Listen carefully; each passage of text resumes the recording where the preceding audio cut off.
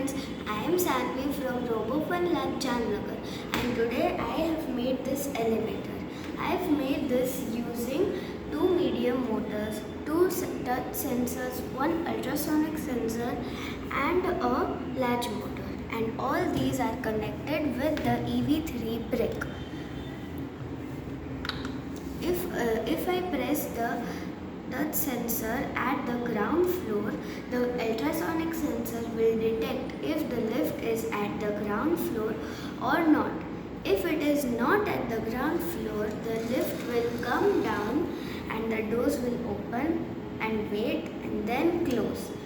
But if it is already at the ground floor, the doors will open and wait and then close.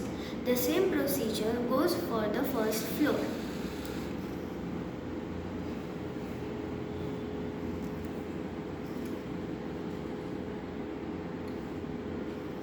Thank you.